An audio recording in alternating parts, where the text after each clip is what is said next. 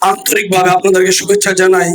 শুভেচ্ছা এই কারণে জানাই, হয়তো আপনারা জানেন না, বাংলাদেশের রত্ন জননেতা তারেক রহমানের বর্তমান সরকার, তার একটাই নির্দেশ, সে যত বড় ক্ষমতাশালী হোক, সে কোনো এমপি মন্ত্রী হয়তো কোনো প্রশাসনের আত্মীয় যদি হয়, প্রশাসন যে কোনো মানুষ আত্মীয়, মাদকের ব্যাপারে জিরো টলার জারি করছে, এটা হয়তো আপনারা জানেন না। মাদক একটি মরণ ব্যাধি। এই মরণ ব্যাধি হচ্ছে ক্যান্সারের চেয়ে ভয়ানক একটি মাদক। আপনারা হয়তো জানেন মাদকের ব্যাপারে নারায়ণগঞ্জ সদর থানা স্বেচ্ছাসেবক শুধু রেলিবাগান জিমখানা না, যে কোনো জায়গায় মাদকের বিরুদ্ধে মানুষ দাঁড়াবে, অন্যায়ের বিরুদ্ধে সদর থানা স্বেচ্ছাসেবক সর্বসময় সক্রিয়ভাবে থাকবে।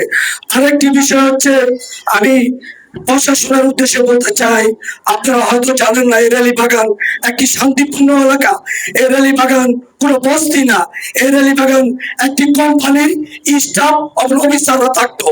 এই রেলি বাগান মানে একটা বাগানের সৌন্দর্য অনুভব করে নাম রাখি রেলি বাগান। তাই বলে অনেক এই এখন সাংবাদিক ভাইরা আছেন, হয়তো মনে করতেন রেলি বাগান একটা বস্তি। আসলে রেলি বাগান বস্তি না, রেলি বাগান একটি কোয়ার্টার। এখানে আমি কেন বলতেছি, এখানে অনেক আত্মীয় স্বজন আমার জড়িত আছে। আর ছোট থেকেই আমি এখানে বেড়াইছি, খাইছি, এখানে পরিবেশ মতো আমি জানি। এই পরিবেশটা নষ্ট করছে কিছু হায়নাদার, মাদক চক্র, আবার নেশাখোররা।